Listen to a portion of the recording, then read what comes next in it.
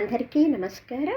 VS kitchen and లాట్స్కి స్వాగతం అండి. ఇవాళ మా ఇంట్లో సేమియా ఉప్మా. నేను స్టార్టింగ్ నుంచే చెప్పాలనుకున్నానండి, పనిలో పడి మర్చిపోయినాను.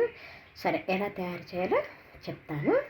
ముందుగా బాండీ పెట్టుకొని నూనె వేసి పోపు గింజలు, పల్లీలు, అల్లము, పచ్చిమిర్చి, కరివేపాకు వేసి కమ్మటి వాసన వచ్చిందాక వేగనిచ్చి దాంట్లో క్యారెట్, ఆలు, బఠానీ, టమాటా సన్నగా వేసేసి కొద్దిగా సాల్ట్ వేసి ఒక 10 నిమిషాలు ఉడకనిచ్చిన తర్వాత చక్కగా నీళ్లు పోసేయాలి. నీళ్లు బాగా మరిగిన తర్వాత చక్కగా సేమ్యా వేసేయాలన్నమాట. సేమ్యాలోను, బొంబాయి రవ్వలోను, గోంగూర, తోటకూర, చుక్క కూరలో ఐరన్ ఉంటుందటండి. ఐరన్ ఎందుకంటే మనకి బ్లడ్ ఉత్పత్తికి యూజ్ అవుతుందన్నమాట. కాబట్టి ఐరన్ ఉన్న పదార్థాలు ఎక్కువగా తింటూ ఉండాలి.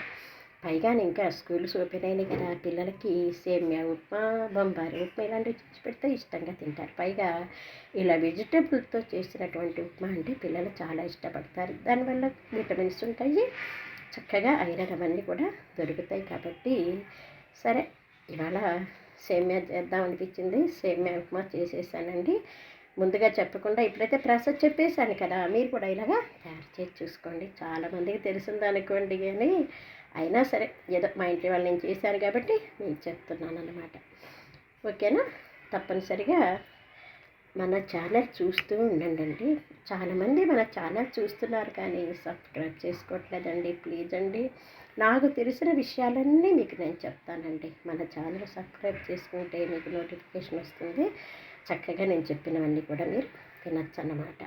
అలాగే మన ఛానల్ చూసి అసలు ఎలా ఉన్నాయి ప్రోగ్రామ్స్, ఎలా చెప్తున్నాను అనేది కొద్దిగా కామెంట్స్ పెడుతూ ఉండండి. నచ్చిందనుకోండి నలుగురికి షేర్ చేయండి, ఒక్క లైక్ వేయండి. దానివల్ల మీరు మాకు కొద్దిగా ఎంకరేజ్ చేసిన వాళ్ళు అవుతారండి.